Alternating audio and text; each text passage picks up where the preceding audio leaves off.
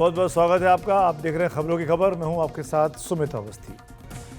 देश की राजधानी दिल्ली में एयर इमरजेंसी है। राजधानी दिल्ली गैस चैम्बर बन चुकी है। राजधानी दिल्ली हाँफ रही है, खांस रही है, आंखों में चुभन महसूस कर रही है। राजधानी दिल्ली की हवा जहरीली हो गई है। दिल्ली में हर व्यक्ति हर पल अपने फेफड़ों में जहर भर रहा है। दिल्ली को डिटॉक्स करने की जरूरत है। दिल्ली एनसीआर इलाके की इन दिनों जैसे बस यही पहचान बन गई है। देश ही नहीं, दुनिया भर के अखबारों, समाचार चैनलों, वेबसाइट्स में दिल्ली की हवा लगातार सुर्खियों में बनी हुई है। ये मुद्दा बहुत ही गंभीर हो गया है। दिल्ली एनसीआर का हर आदमी अपने सांसों में भारीपन महसूस कर रहा है, अपनी आंखों में जलन महसूस कर रहा है। खबरों की खबर में आज यही हमारा पहला और सबसे अहम मुद्दा, दिल्ली बचाओ एक्शन प्लान लाओ। क्या हो सकता है दिल्ली बचाने का एक्शन प्लान, वो आज हम बताने वाले हैं उन तमाम लोगों को जो इस वक्त मेरे साथ जुड़े हुए हैं और जो दिल्ली चलाने का ख्वाब देखते हैं। उनको आज का ये शो ज़रूर देखना चाहिए। हम बताएंगे कि कैसे दिल्ली को सुरक्षित किया जा सकता है। दिल्ली का हवा, पानी, ज़मीन सब जहरीला है। इसमें भी हवा इसलिए कि सबसे अहम है क्योंकि उसके लिए बिना हम एक मिनट भी नहीं रह सकते, लेकिन ले रहे हैं तो अपने फेफड़ों में जहर भर रहे हैं। दिल्ली की हवा ऐसी ही हो चुकी है। दिल्ली ऐसे गैस चैम्बर में क्यों फंस गई है? इससे हमारी सेहत को क्या क्या नुकसान हो रहा है? इससे बचने के लिए हमको क्या करना होगा? इस पर आज हम विस्तार से बात करेंगे। कुछ खास मेहमान भी होंगे और कुछ सुझाव भी समस्या के निदान के लिए। हमारा दूसरा बड़ा मुद्दा है रूस यूक्रेन युद्ध से जुड़ा हुआ। अमेरिका के राष्ट्रपति जो बाइडेन, जो कि जा रहे हैं, जिनकी सरकार के महज 2 महीने बाकी रह गए, उन्होंने जाते जाते यूक्रेन को इजाज़त दे दी है कि वो उसकी दी हुई लंबी दूरी की मिसाइलों का इस्तेमाल रूस के खिलाफ कर सकता है। बाइडेन के इस कदम का क्या असर होगा? बाइडेन की सत्ता बस 2 महीने की मेहमान है। क्या बाइडेन जाते जाते नई सरकार जो ट्रंप की बन रही है उसके सामने मुसीबत खड़ी कर रहे हैं, चुनौती पेश कर रहे हैं? जो रूस यूक्रेन युद्ध को ट्रंप खत्म करने की बात कर रहे थे, उसको और आग देते हुए लग रहे हैं नए पुराने राष्ट्रपति जो बाइडेन। इसके अलावा आज की एक और बड़ी खबर यह है कि साबरमती जेल में बंद गैंगस्टर लॉरेंस बिश्नोई को अमेरिका, उनके भाई अनमोल बिश्नोई को अमेरिका के कैलिफोर्निया में गिरफ्तार कर लिया गया है। ये लॉरेंस का भाई अनमोल, इसकी गिरफ्तारी की खबर अमेरिका से आ रही है। कुछ दिन पहले गिरफ्तार किया गया और आज ये बात सबके सामने आई है। क्या मायने हैं? क्या अब इस गैंग पर शिकंजा कसेगा? इस पर भी बात करेंगे। लेकिन सबसे पहले बात करते हैं दिल्ली एनसीआर की। इस इलाके में रहने वाले हर व्यक्ति को महसूस हो रहा है कि सांस लेना कितना मुश्किल होता जा रहा है। आंखें जल रही हैं। बाहर के राज्यों से दिल्ली आने वालों को करीब 100 किलोमीटर पहले ही हवा के खराब हो जाने का एहसास हो रहा है। जब आसमान में धुएं की चादर छाती दिखाई देती है, दिल्ली आते आते धुआंसे से यानी स्मोक की इस परत से इतनी मोटी होती जा रही है कि आसपास की इमारतें एक नहीं दिख रही। इसे सर्दियों का कोहरा मत समझिए जो दिल्ली में आजकल दिखाई दे रहा है। ये कोहरा नहीं है, ये धुंध नहीं है, ये स्मॉग है, धुआंसा है। अभी तापमान इतना कम दिल्ली में नहीं हुआ है कि यहाँ पर कोहरा छा जाए। ये हवा में लटके हुए धूल के कण हैं। वो धूल जो कभी कंस्ट्रक्शन की वजह से, कभी पॉल्यूशन की वजह से, कभी पराली की वजह से इकट्ठा हो रही है। ये लटके हुए कण जो धूल के हैं, ये PM 2.5 और PM 10 जैसे महीन कण इसमें शामिल हैं।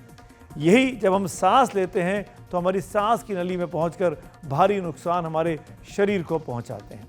दिल्ली का एयर क्वालिटी इंडेक्स बहुत ज़्यादा ख़राब स्थिति में है। दिल्ली के कुछ इलाकों में तो आज एयर क्वालिटी इंडेक्स 1000 के पार पहुंच गया, जो कि बहुत ही ज़्यादा गंभीर स्थिति है। इसका मतलब यह है कि अगर आप एक दिन दिल्ली की इस हवा में सांस ले रहे हैं तो एक व्यक्ति द्वारा करीब 50 सिगरेट के पीने के बराबर, यानी दिन भर में अगर आप सिगरेट नहीं भी पीते हैं तो आज की तारीख में दिल्ली की जो हवा है वो आपको 50 सिगरेट के बराबर आपके फेफड़ों को खराब कर रही है। इसी से आप अंदाज़ा लगा सकते हैं कि दिल्ली की हवा का क्या हाल है। हम इन तस्वीरों के साथ साथ आपको दिल्ली के कई इलाकों का एयर क्वालिटी इंडेक्स भी दिखा रहे हैं। इसी के मद्देनज़र दिल्ली में ग्रैप 4 लागू किया गया है। ग्रैप यानी ग्रेडेड रिस्पॉन्स एक्शन प्लान, जो प्रदूषण के स्तर को देखते हुए खुद ब खुद लगाए जाने का सिस्टम दिल्ली ने अडॉप्ट किया है। इस समय दिल्ली का प्रदूषण सबसे गंभीर श्रेणी में है, इसीलिए ग्रैब 4 जो कि सबसे कठिन स्तर है वो लागू किया गया है। इसके तहत दिल्ली में निर्माण की तमाम गतिविधियों पर रोक लग गई है। दिल्ली में ट्रकों और अन्य गाड़ियों के आने जाने पर पाबंदी लग गई है। दिल्ली में 10वीं 12वीं क्लास को छोड़कर बाकी सबकी पढ़ाई आज ऑनलाइन की गई। दफ्तरों में 50% लोगों को ही काम पर बुलाने की सलाह दी गई है, बाकी से वर्क फ्रॉम होम करने की सलाह दी गई है। हालात अगर ठीक नहीं हुए तो हो सकता है कि गाड़ियों को लेकर ऑड इवन भी जल्द लागू हो जाएगा। दिल्ली का आज का क्या हाल रहा, इसका जायजा लेने के लिए हमारे तमाम संवाददाता आज दिन भर दिल्ली के अलग अलग इलाकों में पहुंचे। वहां से दिल्ली का जो हाल उन्होंने देखा वो संक्षेप में इस रिपोर्ट के जरिए आप भी जरूर देखिए।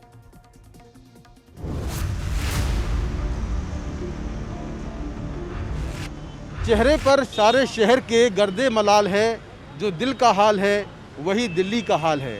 दिल्ली का ये रूप तो आप देख ही रहे होंगे कि पूरे शहर में धुआं धुआं है, और इस धुएं के बाद यानी जो दिल्ली है वो एक गैस चैम्बर में तब्दील हो चुकी है। उसके बाद दिल्ली में ग्रैब 4 लागू हो गया है।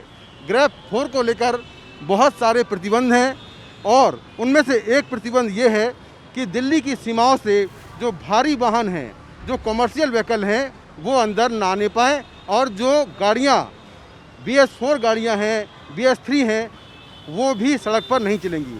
तो इस वक्त मैं हूँ दिल्ली फरीदाबाद यानी कि बदरपुर बॉर्डर पर, और यहाँ पर जो ट्रैफिक पुलिसकर्मी हैं वो तमाम ऐसे वाहनों की जांच कर रहे हैं जो कि BS4 व्हीकल हैं, जिनके इंजन BS4 हैं, और उनका यहाँ पर चालान किया जा रहा है। जो BS4 गाड़ियाँ हैं उनका यहाँ पर चालान किया जा रहा है। हालत जो है वो बहुत ही ख़राब है। अगर मैं अपने अनुभव की बात करूँ तो सुबह में अक्षरधाम मौजूद थी, फिर उसके बाद इंडिया गेट और तमाम जगहों पे मैं गई। इस वक्त मैं द्वारका सेक्टर 8 में मौजूद हूँ, जहाँ जो AQI है वो 500 है, जो सबसे ज़्यादा है अभी दिल्ली के जो तमाम स्टेशन है। और अनुभव की बात करूँ तो सांसें फूल रही हैं लगातार। मैं ज़्यादा देर तक बोल नहीं पा रही हूँ, गले में खराश है और आंखों में इस कदर जलन है कि आंखों से लगातार जो है वो पानी आ रहा है। और मेरे लिए ये पहली बार जो है दिल्ली का प्रदूषण मैंने अनुभव किया है। तो ये जो है स्थिति बहुत ही ख़राब है और लोग जो है वो बहुत परेशान है। यहाँ की तस्वीरें अगर मैं आपको दिखाऊँ तो आप देख सकते हैं कि चारों तरफ द्वारका में भी जो है धुंध की जो एक चादर है वो छाई हुई है, और दिल्ली के तमाम इलाकों का हाल जो है वो अभी दोपहर के समय भी एक समान बना हुआ है। सुबह से जो है लगातार धुंध की चादर यहाँ पे हर तरफ दिल्ली और दिल्ली NCR में देखने को मिल रही है। लोग परेशान हैं, और कुछ समय पहले मैंने कुछ रेहड़ी पटरी वालों से भी बात किया तो वो भी कहीं ना कहीं बहुत परेशान है, क्योंकि उनका जो पूरा दिन है वो सड़क पे बीतता है। साफ तौर पर देखा जा सकता है किस तरीके से चारों तरफ धुंध ही धुंध नजर आ रही है। दूर दूर तक भी अगर हम देखते हैं तो जितनी भी आने जाने वाली गाड़ियां हैं वो इस वक्त सुबह के इस समय में भी कहीं ना कहीं हेडलाइट और टेल लाइट का इस्तेमाल करती नज़र आ रही हैं। फिलहाल विमानों की आवाजाही पर इसका कोई प्रभाव नहीं पड़ा है, लेकिन जिस तरीके से स्थिति बरकरार है, कई ट्रेनें लेट हो चुकी हैं, बहुत सारे लोग जो यहाँ से आ जा रहे हैं, उनकी आवाजाही के ऊपर भी कहीं ना कहीं इसका जो प्रभाव है वो पड़ता नज़र आ रहा है। मौसम विभाग की अगर माने तो अभी इस वक्त जो हवा की गति है वो काफ़ी ज़्यादा धीमी है, जिसकी वजह से दिल्ली NCR में वायु गुणवत्ता को लेकर के और साथ ही साथ फॉग को लेकर के लोगों को कोई राहत मिलने के आसार नहीं है।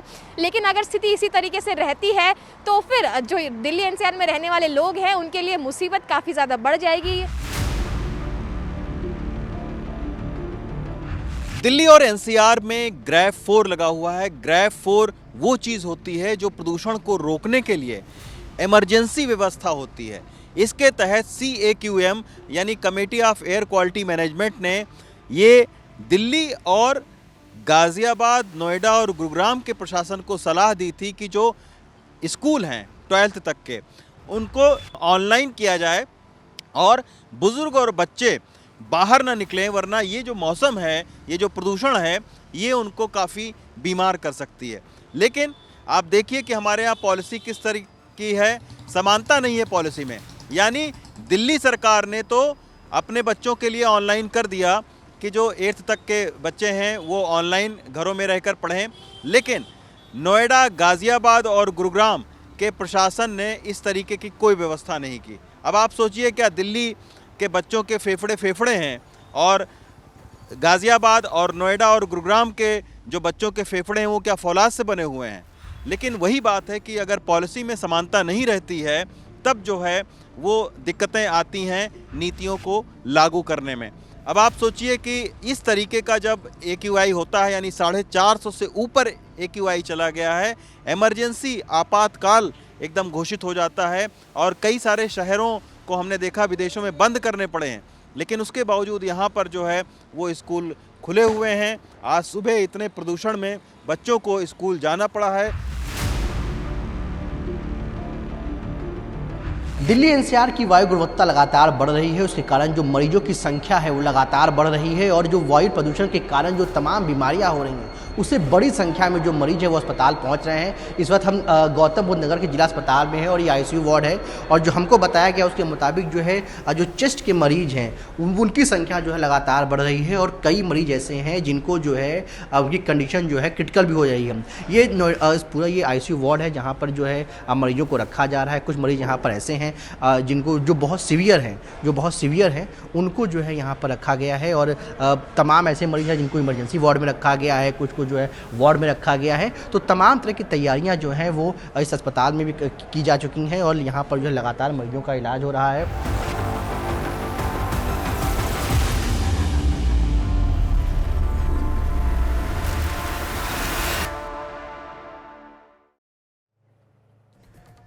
दिल्ली में हालात वाकई में बहुत ज़्यादा चिंताजनक है। जब मैं इस वक्त आपसे बात कर रहा हूं तो गला फंस रहा है, आंखों में जलन महसूस हो रही है। आसपास इस बंद स्टूडियो में भी ऐसा लग रहा है कि जैसे मैं किसी धुंध वाले इलाके में बैठा हुआ हूं। दिल्ली में गंभीर वायु प्रदूषण का मुद्दा सुप्रीम कोर्ट में भी आज उठा, जहां कोर्ट ने सरकारों और संबंधित संस्थाओं से कई सख्त सवाल पूछे।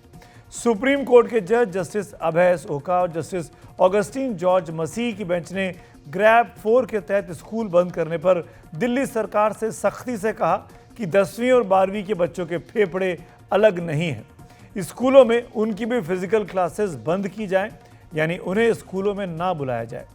इसके अलावा कोर्ट ने ग्रैप लागू करने वाले commission for air quality management CAQM से पूछा कि उसने दिल्ली में वायु प्रदूषण से जुड़े उपायों को लागू करने में देरी क्यों की।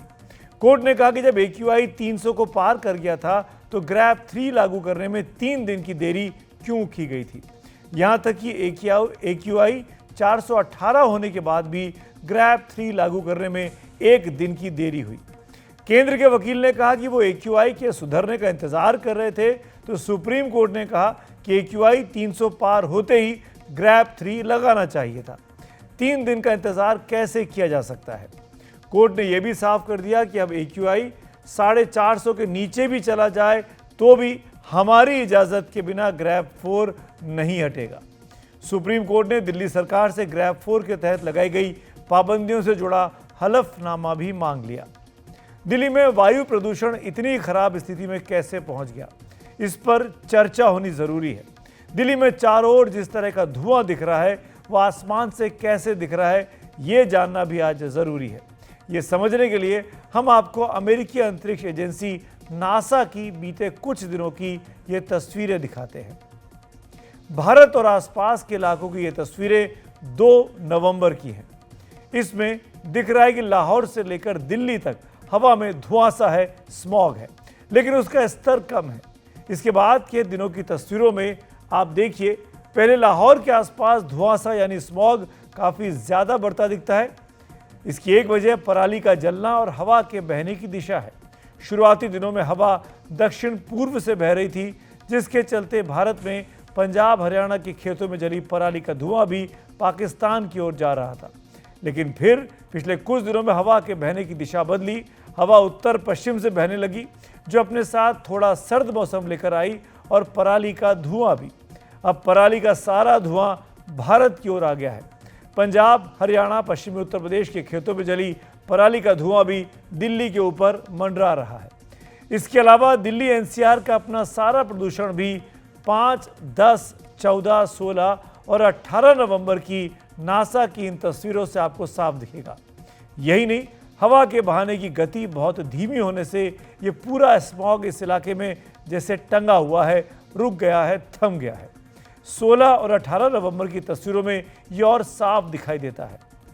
अब दो ही चीज़ें इसे ठीक से निजात दिला सकती है। एक तो तेज गति से हवा चल जाए, या फिर दूसरी बात कि बारिश हो जाए।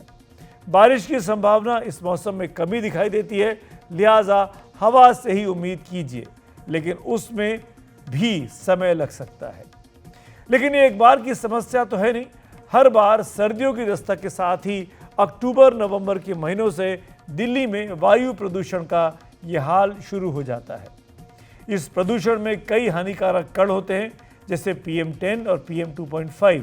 PM10 यानी पार्टिकुलेट मैटर 10 बहुत ही बारीक कण होते हैं जिनका व्यास 10 माइक्रोन या उससे कम होता है, और PM2.5 उससे भी बारीक कण होते हैं जिनका व्यास 2.5 माइक्रोन या उससे भी कम होता है।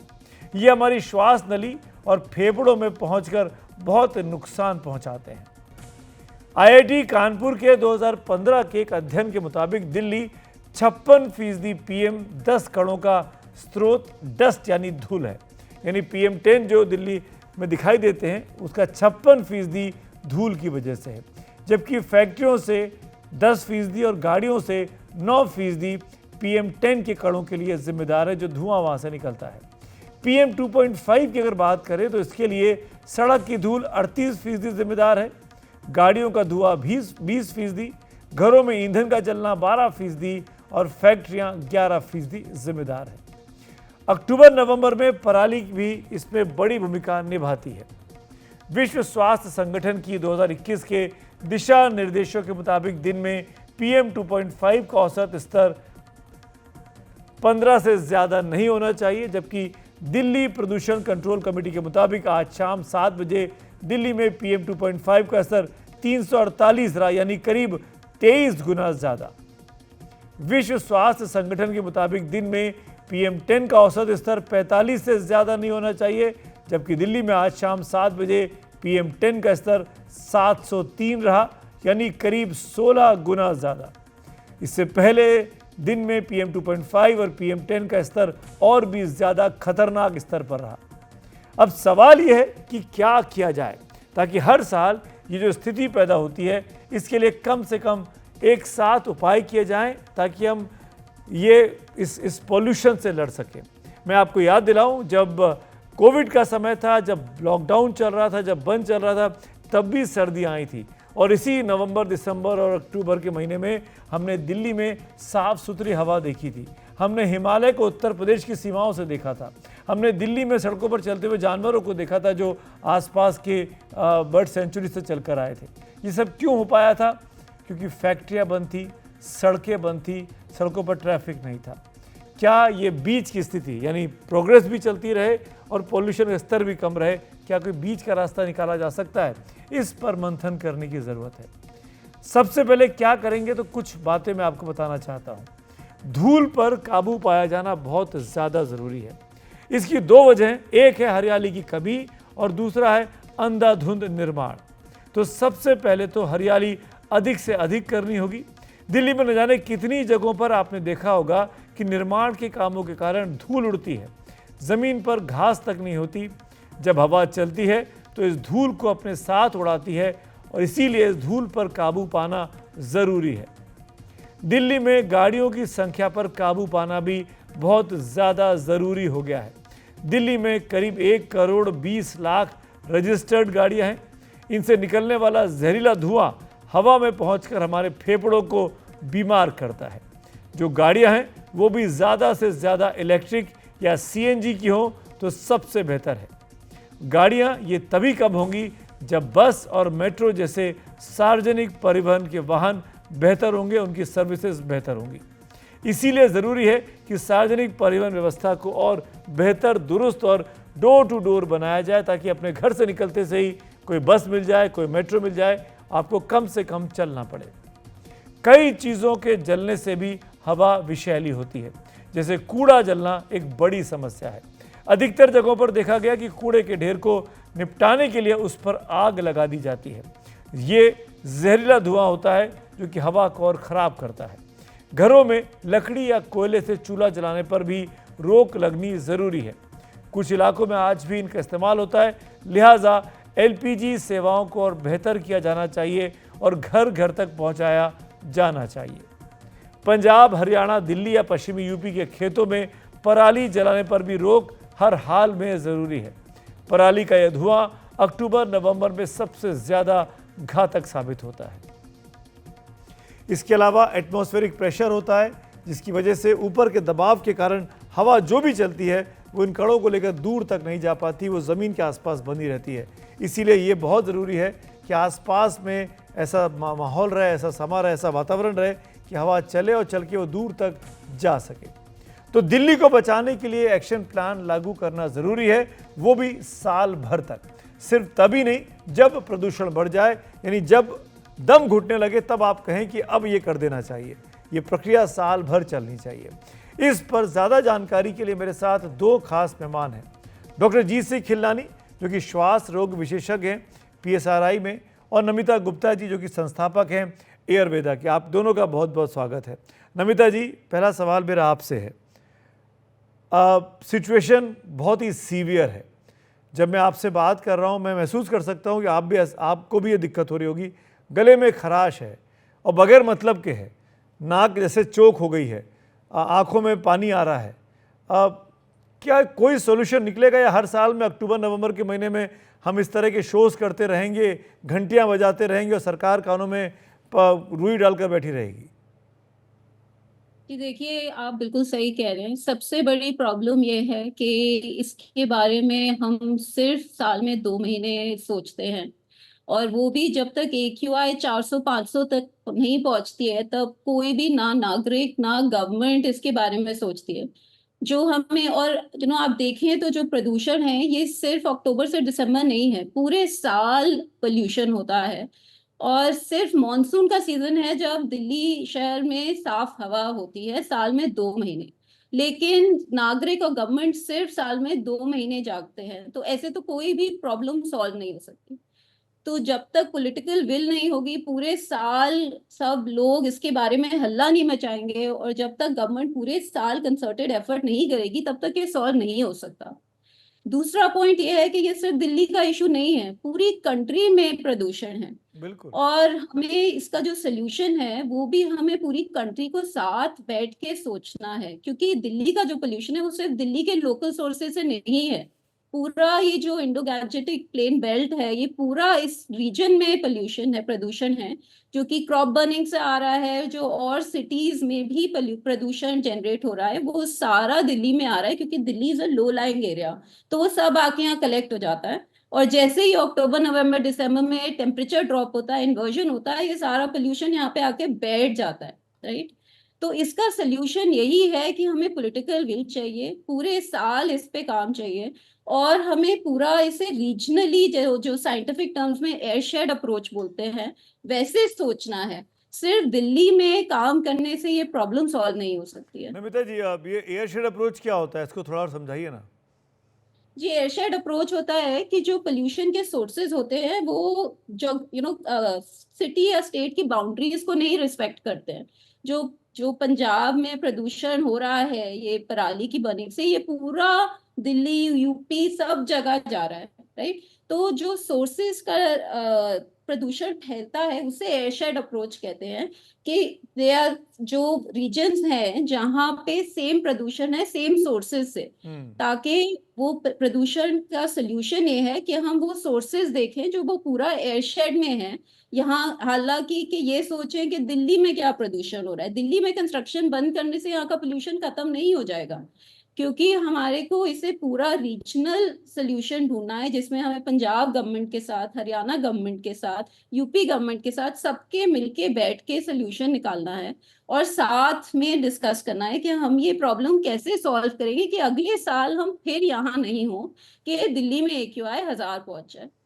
कोई चर्चा नहीं, कोई मीटिंग नहीं, कोई चिंता नहीं, क्योंकि कोई चुनाव नहीं है ना ये, क्योंकि ये चुनावी मुद्दा नहीं है कि पोल्यूशन पे, प्रदूषण पे लगाम लगे तो हम आपको वोट देंगे या वोट नहीं देंगे। ये मुद्दा जब तक नहीं बनेगा तब तक ये मुफ्त की रोटियां, मुफ्त का ये, मुफ्त का वो, लेकिन हवा जो मुफ्त की है उसको ठीक रखने का इलाज कोई नहीं कर पा रहा है। डॉक्टर खिलनानी, आप हम सबसे अधिक समझते हैं, हम सबसे अधिक अनुभवी हैं, आपके पास वो तमाम चीज़ें हैं जो आप बता सकते हैं इन तमाम दर्शकों को कि क्या किया जाए, कैसे टेम्परेली पहले तो कि आपको तुरंत आराम मिले, आपकी सांसों को, आपकी ब्रीदिंग को, और फिर लॉन्ग टर्म में। डॉक्टर खिलनानी। सुमित, एक तो ये बात है कि जो मैं देख रहा हूँ बहुत छोटे में बताऊंगा। एक तो नए पेशेंट्स बहुत आ रहे हैं जिनको लंग की कोई समस्या नहीं थी, वो तो आपने बहुत अच्छा डिस्क्राइब किया। लेकिन हमारे आईसीयू के जो पेशेंट्स हैं जो इम्प्रूव हो रहे थे ट्रीटमेंट के साथ, इस प्रदूषण के साथ उनकी तबीयत खराब हो रही है, वो वेंटिलेटर पे जा रहे हैं और बिल्कुल मौत की कगार पे आते हैं। और इसका हमारे पास प्रमाण है। शिकागो स्टडी ने बोला कि जो दिल्ली में रहते हैं उनका 12 साल जीवन काल कम होता है, जो भारत में रहता है 5.3 साल कम हो जाते हैं। तो इसका ये मतलब है कि सिर्फ ये जैसे बताया गया कि ये हमारी अभी की प्रॉब्लम नहीं है, 12 महीने की प्रॉब्लम है। मैं WHO के एक्सपर्ट कमेटी का मेंबर हूँ, उनकी जो स्टैंडर्ड है 5 माइक्रोन है, एनुअल स्टैंडर्ड है।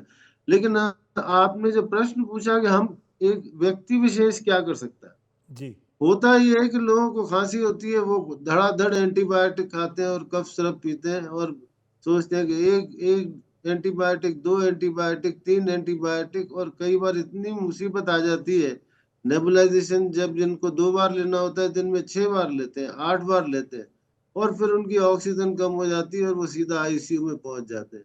जरूरी है कि इसको समझा जाए। सबसे पहली बात तो आप किसी को भी सुबह आज के टाइम पे जब स्मॉग है, सैर पे या एक्सरसाइज नहीं करनी चाहिए, क्योंकि उस समय इन्वर्जन की वजह से सारे पॉल्यूटेंट्स बहुत हाई कंसंट्रेशन में रहते हैं। जो भी ससेप्टेबल लोग हैं, जो एल्डरली लोग हैं, जिनको बीमारी है या कोई इम्यूनो सप्रेस्ड है, उनको क्राउडेड मार्केट में बिल्कुल नहीं जाना है, घर में ही रहना है।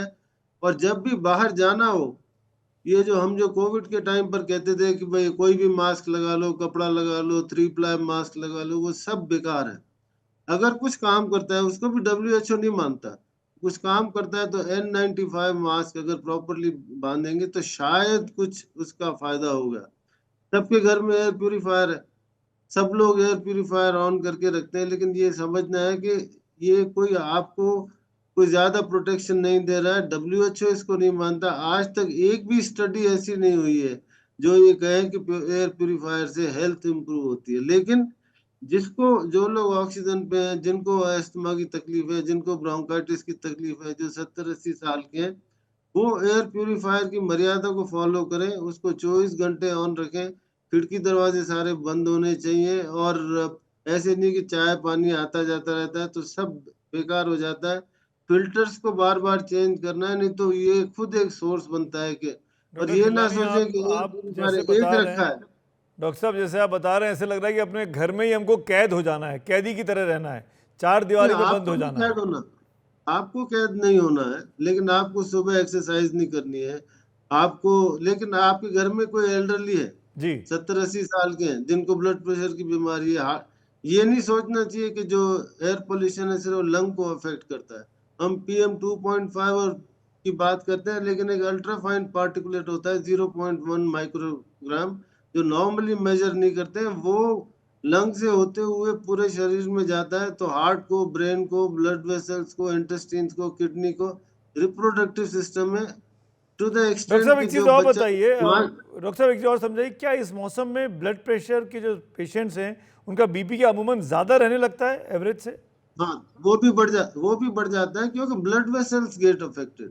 ब्लड प्रेशर क्या होता है, इट इज हार्ट की पंपिंग और रेजिस्टेंस जो ब्लड वेसल में होता है, ब्लड प्रेशर बढ़ता है। और जो ऑल इंडिया इंस्टीट्यूट में जो एक शोध हुआ था करीब 30 साल पहले, जिसका मैं भी एक हिस्सा था, डॉक्टर पांडे जी, के, उसमें 23 से 25% वृद्धि हुई थी हार्ट अटैक्स, एस्थमा अटैक और ब्रोंकाइटिस के अटैक्स में। आज की बात करें तो 40% कैंसर जो है वो वायु प्रदूषण से होता है, 50% COPD जो कि third leading cause of death है वो वायु प्रदूषण से होता है। जी, पहले हम जब पढ़ा करते थे कि जो सिगरेट नहीं पीता या बीड़ी नहीं पीता उसको COPD नहीं होता है, लेकिन आज की डेट में 50% COPD वायु प्रदूषण से हो रहा है। ये सिर्फ अक्टूबर नवंबर की डैमेज नहीं है, ये डैमेज पूरे साल की है। आप अगर एवरेज 2.5 देखेंगे दिल्ली का, तो वो 100 से ऊपर है। AQI हमेशा 100, जब 101 AQI 100 होता है तो हम बड़े खुश होते हैं कि बड़ा ठीक है। लेकिन अगर बात करें जो हेल्थ की, तो it is affecting our health round the year. और एक बात और मैं बताना चाहता हूँ, जी जल्दी। हम सोचते हैं कि सिर्फ हमें खांसी होती है, our sleep also gets affected. हमारी भूख, हमारी नींद, और जब तक आपकी नींद पूरी नहीं होगी आपकी सेहत कभी भी अच्छी नहीं हो सकती। क्योंकि मैं स्लीप मेडिसिन भी प्रैक्टिस करता हूँ, तो मुझे इसका ज्ञान है। तो ये जो मैडम ने भी जो बोला, वो एक दोहा में आपको सर ये लोगों को सुनाना चाहता हूँ कि दुख में सुमरन सब करे, सुख में करे न कोय, जो सुख में सिमरन करे तो दुख काहे को होए। ये हमको 12 ही महीने इसका, जब तक इसका सॉल्यूशन नहीं ढूंढेंगे। और एक लास्ट बात मैं कहना चाहूंगा, ये प्रदूषण दिल्ली का नहीं है, ये दिल्ली से 300-400 किलोमीटर से दूर से आता है, पाकिस्तान से भी आता है। एक और बात आपकी बात में जोड़ता हूँ, जो आप कह रहे हैं उसको, इस चर्चा को वाइंड अप भी करूंगा कि ये हम दिल्ली में हैं तो दिल्ली में रहकर इतनी बातें कर लेते हैं, सुप्रीम कोर्ट है, सरकारें हैं, पर दिल्ली से 40-50 किलोमीटर दूर भी तो शहर हैं, उनकी भी तो जानें हैं। वहाँ भी तो 700, 800, 900 का AQI है। हापुड़ का देखिए, मेरठ का देखिए आप, बुलंदशहर का देखिए आप, यहाँ भी तो वहाँ की जान की कीमत नहीं है क्या? तो ये पूरी की पूरी, आप दोनों की से बात करके बहुत अच्छा लगा, शुक्रिया, धन्यवाद। और डॉक्टर साहब मैं आपको बता देता हूँ एक चीज़ और, कि हमारे दफ्तर में कैंप लगा था पिछले हफ्ते, हेल्थ कैंप, और उसमें अधिकतर लोगों का BP हाई निकला था। और शायद ये बहुत बड़ी वजह यही थी जो आपने अभी बताई, कि इस मौसम में इस पॉल्यूशन की वजह से ब्लड प्रेशर भी लोगों का हाई हो जाता है। आगे बढ़ते हैं आज की दूसरी खबर की ओर, और दूसरी खबर भी बड़ी खबर है, और वो है रूस से जुड़ी हुई, यूक्रेन के हमले से जुड़ी खबर है। और जिसमें खबर ये है कि जो बाइडेन और ट्रंप की जो नीति है रूस यूक्रेन युद्ध को लेकर, वो शायद टकरा रही है। क्या अमेरिका के राष्ट्रपति जो बाइडेन के कुछ फैसले अमेरिका के अगले राष्ट्रपति बनने जा रहे डोनाल्ड ट्रंप के रास्ते में मुश्किलें खड़ी कर सकते हैं? डोनाल्ड ट्रंप ने अमेरिका के राष्ट्रपति चुनाव में शानदार जीत हासिल की। जिस तरह से उन्होंने पिछले कुछ दिनों में अपने एजेंडे सामने रखा है, वो साफ बता रहा है कि वो बाइडेन से हटकर काम करने वाले हैं, चाहे वो घरेलू नीतियां हो या फिर अंतर्राष्ट्रीय नीतियां। जैसे रूस यूक्रेन युद्ध, जिसे आज 1000 दिन पूरे हो गए हैं। डोनाल्ड ट्रंप जीतने से पहले और उसके बाद से लगातार ये दावा करते रहे कि वो युद्ध को जल्द खत्म करवा देंगे, लेकिन जो बाइडेन के एक ताज़ा फैसले से ट्रंप की इस मुहिम में बाधा आ सकती है। दरअसल अमेरिका ने अभी तक यूक्रेन को ये इजाज़त नहीं दी थी कि वो रूस के खिलाफ लंबी दूरी की मिसाइलों का इस्तेमाल करे, लेकिन बाइडेन प्रशासन ने अपनी इस नीति में बड़ा बदलाव किया है और यूक्रेन को इजाज़त दे दी है कि वो अमेरिका की लंबी दूरी की मिसाइल ATACMS का इस्तेमाल रूस पर हमले के लिए कर सकता है। इसके बाद सवाल उठ रहे हैं कि अगर यूक्रेन इस मिसाइल का इस्तेमाल रूस के खिलाफ करता है तो क्या युद्ध को रोकने की कोशिशें बेकार नहीं हो जाएंगी? जवाब में रूस और भयानक मिसाइलों का इस्तेमाल पलटकर यूक्रेन पर कर सकता है। 2 महीने बाद अमेरिका की सत्ता संभालने जा रहे डोनाल्ड ट्रंप के लिए यह फैसला मुश्किलें खड़ी कर सकता है। इस मुद्दे पर अभी तक डोनाल्ड ट्रंप ने तो कोई बयान नहीं दिया है, लेकिन उनके बेटे डोनाल्ड ट्रंप जूनियर ने सोशल मीडिया पर लिखा कि लगता है कि फौजी औद्योगिक कॉम्प्लेक्स ये निश्चित करना चाहता है कि मेरे पिता को शांति स्थापित करने और जिंदगियों को बचाने का मौका देने से पहले तीसरा विश्व युद्ध शुरू हो जाए। रूस के राष्ट्रपति व्लादिमीर पुतिन सितंबर में ही कह चुके कि लंबी दूरी की मिसाइल के इस्तेमाल से युद्ध की प्रकृति ही बदल जाएगी। इसके बाद रूस ये मान लेगा कि यूरोप और अमेरिका के नेटो में शामिल सभी देशों ने रूस के साथ युद्ध छेड़ दिया है। इसके भयानक नतीजे हो सकते हैं, लेकिन माना जा रहा है कि हाल ही में उत्तर कोरिया के सैनिकों को रूस द्वारा यूक्रेन के खिलाफ युद्ध में शामिल किए जाने के बाद अमेरिका का रुख और सख्त हुआ है और उसने यूक्रेन को लंबी दूरी की मिसाइल के इस्तेमाल की इजाज़त दे दी है। रूस ने कुसक सीमा पर उत्तर कोरिया के सैनिकों को तैनात भी किया है। इस बीच रूस यूक्रेन युद्ध के तहत आज एक दूसरे पर हमले भी किए गए हैं। यूक्रेन के राष्ट्रपति व्लादिमीर ज़ेलेंस्की के मुताबिक आज ही रूस ने यूक्रेन की पोर्ट सिटी ओडेशा के एक रिहायशी इलाके पर मिसाइल से हमला किया। जिसमें कम से कम 10 लोग मारे गए। ज़ेलेंस्की ने कहा कि अगर हमारे पास रूस के लॉन्च सिस्टम, हथियारों की फैक्ट्रियां, उसकी सप्लाई चेन को निशाना बनाने की क्षमता होती तो इन जानों को हम बचा सकते थे। ज़ेलेंस्की ने कहा कि वो जो बात कर रहे हैं वो रक्षा नहीं बल्कि न्याय की मांग है। अपने लोगों को बचाने के लिए कही गई सही बात है। हमले में आया कोई भी देश अपने नागरिकों को बचाने के लिए यही करेगा। हमें अपने सहयोगियों के साथ यही करना चाहिए। इस बीच रूस यूक्रेन युद्ध को 1000 दिन भी पूरे हो चुके हैं। हमारे सहयोगी उमाशंकर सिंह इस वक्त यूक्रेन में हैं और उन्होंने वहां से ये रिपोर्ट भेजी है, देखिए। यूक्रेन के तटीय शहर ओडेसा पर रूस ने फिर से बड़ा हमला किया है। ये हमला मिसाइल से किया गया। स्थानीय गवर्नर के मुताबिक इस हमले में 10 की मौत हो चुकी है और 40 से ज़्यादा लोग जो हैं वो घायल हुए हैं। इनमें से 3 की जो हालत है वो गंभीर बताई गई है। घायलों में 4 बच्चे भी शामिल हैं। इस हमले के बाद यूक्रेन के राष्ट्रपति ज़ेलेंस्की ने कहा है कि रूस जानबूझकर रिहायशी इलाकों को निशाना बना रहा है ताकि लोगों में खौफ का माहौल जो है वो पैदा हो। इस हमले में एक बहुमंजिली इमारत के साथ साथ एक यूनिवर्सिटी बिल्डिंग और एक प्रशासनिक इमारत को भी भारी नुकसान पहुंचा है।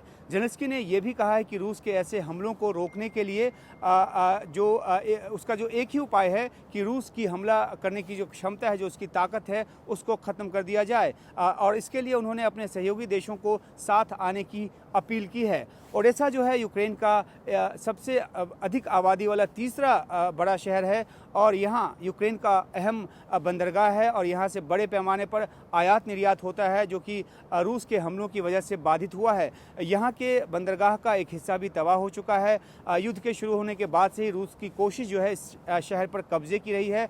काला सागर के किनारे से इस शहर पर रूस लगातार हमले कर रहा है। बीते शनिवार रविवार के हमलों के बाद ओडेसा में पानी बिजली की भारी किल्लत है। लोग अधिकतर बंकरों में रहने को मजबूर हो रहे हैं। माना जा रहा है कि यूक्रेन रूस के इन हमलों का जो है जवाब देने की तैयारी में है। ये जवाब जो है बड़ा होगा और ख़ासतौर पर जब उसे अमेरिका के राष्ट्रपति जो बाइडेन की तरफ से इस बात की इजाज़त मिल गई है कि वो रूस के खिलाफ लंबी दूरी के मिसाइलों का इस्तेमाल कर सकता है, तो इससे युद्ध के और ज़्यादा भड़कने का अंदेशा भी जो है वो जताया जा रहा है।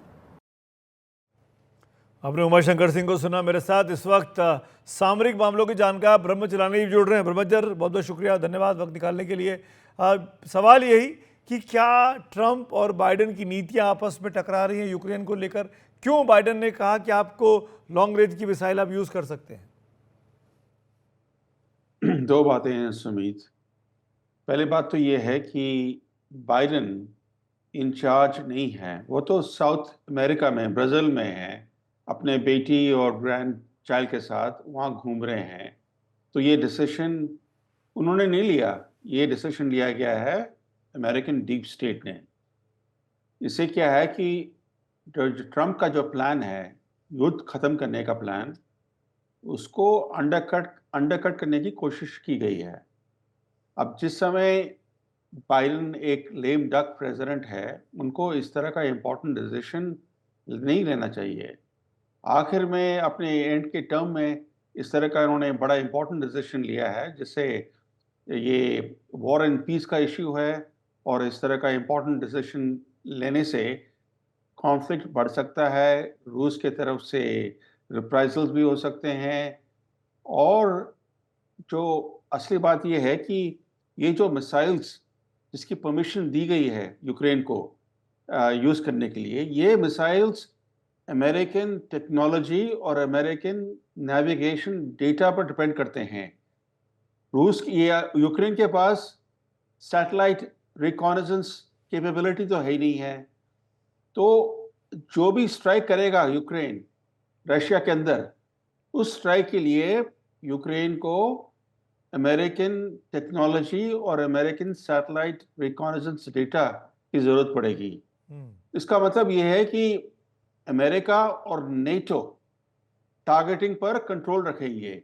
वो डिसाइड करेंगे कौन से टारगेट्स होंगे और कब स्ट्राइक्स होंगी। तो पुतिन ने पहले भी वार्निंग दे चुके हैं पुतिन कि इस तरह की strikes in long range missiles का ये मतलब होगा कि नेटो इस युद्ध में डायरेक्टली इन्वॉल्व हो गया है। और अगर ऐसा होगा तो रूस रिटेलिएट करेगा और फिर वो कीव के लिए भी हो, क्या पूरे यूरोप के लिए बड़ा खतरनाक हो जाएगा? यही तो अनफॉर्चुनेट बात है कि जब बाइडेन का टर्म खत्म हो गया है या खत्म होने वाला है, नए प्रेसिडेंट और नए एडमिनिस्ट्रेशन आ रहे हैं, और दूसरी बात यह है कि बाइडेन ने जून में री इलेक्शन कैंपेन खत्म किया क्योंकि उनकी अपनी मेंटल और फिजिकल हेल्थ ऐसी थी कि उन्होंने अपने आप मान लिया पब्लिकली कि वो केपेबल नहीं है री इलेक्शन के लिए। राइट। अब इस स्थिति में उन्होंने इस तरह का इंपॉर्टेंट डिसीजन लिया है, मगर पर्सनली तो उन्होंने डिसीजन लिया नहीं है। जो लोग हैं उसके टीम में, जो डीप स्टेट है, उन्होंने डिसीजन लिया है। वो इस समय प्रेसिडेंट तो ब्राजील में है। तो ये डीप स्टेट की बात आप कह रहे हैं। शुक्रिया ब्रह्मा सर इस बातचीत के लिए। तो समझा जा सकता है कि ऐसी बहुत सी ताकतें हैं अमेरिका में जो नहीं चाहती हैं ये लड़ाई ख़त्म हो, लड़ाई बढ़े, और ताकि हथियारों की उनकी जो कारोबारी ताकतें हैं वो आगे भी अब काम अपना करते रहें, हथियार बिकते रहें।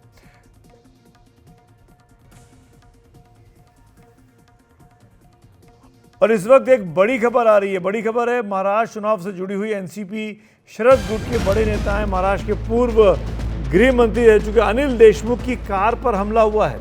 उनके काफिले पर पत्थरबाजी की गई है, जिसमें खबर मिल रही है कि अनिल देशमुख भी घायल हो गए हैं। अनिल देशमुख शरद पवार गुट के बड़े नेता हैं।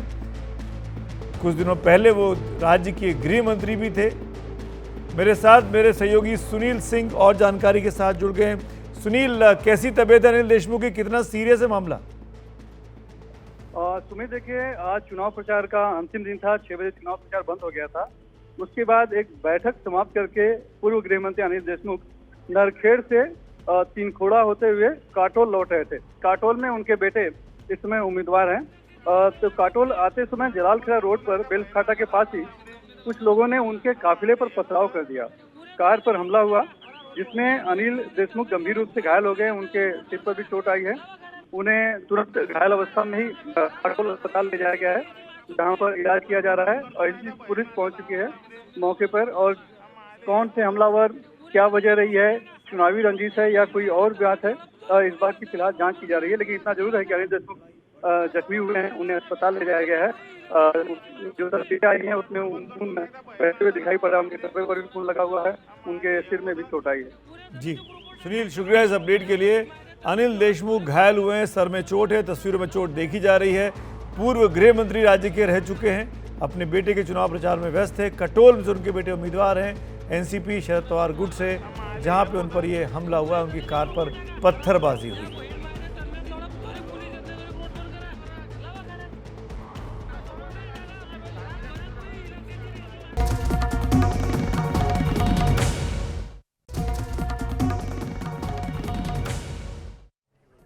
आपका एक बार फिर से स्वागत है। और बात आज की एक और बड़ी खबर की। साबरमती जेल में बंद गैंगस्टर लॉरेंस बिश्नोई के भाई अनमोल बिश्नोई को अमेरिका में गिरफ्तार किया गया है। ये जानकारी सूत्रों के हवाले से मिली है। इससे पहले मुंबई पुलिस की क्राइम ब्रांच ने अनमोल बिश्नोई को मुंबई से वापस लाने के लिए, अमेरिका से वापस लाने के लिए प्रत्यर्पण की प्रक्रिया भी शुरू कर दी थी। अनमोल बिश्नोई कई हाई प्रोफाइल मामलों में वांटेड है। 2022 में पंजाबी सिंगर सिद्धू मूसेवाला की हत्या में भी वो आरोपी है। पिछले महीने महाराष्ट्र के पूर्व मंत्री और एनसीपी के नेता बाबा सिद्दीकी की हत्या में भी उनका नाम सामने आया था। इसके अलावा जून के महीने में अभिनेता सलमान खान के घर फायरिंग के मामले में भी पुलिस को अनमोल की तलाश है। भारत के आग्रह पर बिश्नोई के खिलाफ इंटरपोल ने रेड कॉर्नर नोटिस जारी किया हुआ है। पंजाब के फजिल्का का रहने वाला अनमोल बिश्नोई भारत से भागने के बाद कनाडा में छुपा था, ऐसी जानकारी थी एजेंसियों के पास। लेकिन अब उसे गिरफ्तार अमेरिका के कैलिफोर्निया से किया गया है। उसके खिलाफ 2 मामलों की जांच भारत की आतंकवाद के खिलाफ काम करने वाली एजेंसी नेशनल इन्वेस्टिगेटिंग एजेंसी यानी NIA भी कर रही है। अनमोल बिश्नोई की गिरफ्तारी पर और ज्यादा जानकारी दे रहे हैं हमारे सहयोगी मुकेश सिंह सेंगर। लॉरेंस बिश्नोई का छोटा भाई और छोटा डॉन यानी कि अनमोल बिश्नोई अमेरिका के कैलिफोर्निया में डिटेन कर लिया गया है। ये जानकारी भारतीय खुफिया एजेंसियों के सूत्रों के हवाले से मिली है कि कई दिन पहले ही उसको डिटेन कर लिया गया था और उससे अमेरिकी पुलिस पूछताछ कर रही है। हालांकि अभी ये साफ नहीं है कि उसे किस मामले में डिटेन किया गया है, किस मामले में उसका वारंट जारी था जिसमें उसको डिटेन किया गया है, ये अभी साफ नहीं है। अनमोल बिश्नोई काफी लंबे समय से अमेरिका में है और वहां से बैठकर लगातार आपराधिक गतिविधियों को अंजाम दे रहा था। लॉरेंस बिश्नोई जेल में जो कॉन्स्पिरेसी करता था, उस कॉन्स्पिरेसी को अनमोल बिश्नोई विदेश में बैठकर एग्जीक्यूट करता था। उसका कई बड़े बड़े मामलों में नाम सामने आया है, चाहे सिद्धू मूसेवाला हत्याकांड हो, नादिर शाह हत्याकांड हो, इसके अलावा जो सलमान खान के घर के बाहर फायरिंग का मामला हो, बाबा सिद्दीकी हत्याकांड हो, सभी मामलों में मास्टरमाइंड के तौर पर उसका नाम सामने आया है। और जांच में ये बात सामने आई है कि अनमोल बिश्नोई लगातार खुद शूटरों से अलग अलग सोशल मीडिया ऐप के जरिए, जिसमें टेलीग्राम है, सिग्नल है या दूसरे ऐप है, उनके जरिए खुद बात करता था। शूटरों को फंड देना, हथियार पहुंचाना, ये सारा काम भी अनमोल बिश्नोई वहां से बैठकर देख रहा था। और वो अपने साथी गोल्डी बराड़ और रोहित गोदारा के साथ मिलकर लगातार भारत में आपराधिक वारदातों को अंजाम दे रहा था। तो उसका नाम कई मामलों में सामने आया है और अब तक की जानकारी के मुताबिक भारत में उसके खिलाफ करीब 18 मामले दर्ज हैं। 2015 में जब लॉरेंस बिश्नोई गिरफ्तार हुआ तो पूरे गैंग की कमान अनमोल बिश्नोई ने संभाल ली। पहले वो अपने इलाके अबोहर में छोटी मोटी वारदात करता था, जिसमें एक्सटॉर्शन है, हथियारों की तस्करी है, लेकिन इसके बाद उसका नाम कई बड़े मामलों में सामने आने लगा। वो काफी लंबे समय तक जोधपुर की जेल में रहा और 2021 में बेल पर आने के बाद उसका नाम कई बड़े मामलों में सामने आया। पहली बार उसका नाम सबसे ज्यादा जो सामने आया किसी बड़े मामले में, वो 2022 में 29 मई को जब सिद्धू मूसेवाला हत्याकांड हुआ तो उस मामले में अनमोल बिश्नोई का नाम सामने आया। लेकिन अनमोल बिश्नोई इतना शातिर था कि पूरी कॉन्स्पिरेसी को अंजाम देने के बाद सिद्धू मूसेवाला हत्याकांड की करीब 1 महीने पहले ही दिल्ली से होता हुआ नेपाल, फिर दुबई, अजरबैजान और डोंकी रूट से अमेरिका पहुंच गया। अनमोल बिश्नोई कैलिफोर्निया में पकड़ा गया है। एक्स्ट्रेडिशन का प्रोसेस शुरू होगा। उम्मीद की जानी चाहिए कि जल्द से जल्द वो भारत आए और हमारी एजेंसी उससे पूछताछ करके पता कर पाएं कि उसका क्या रोल था, चाहे वो सिद्धू मूसेवाला का मामला हो या फिर बाबा सिद्दीकी का मर्डर। आज खबरों की खबर में मेरे साथ इतना ही। शुभ रात्रि।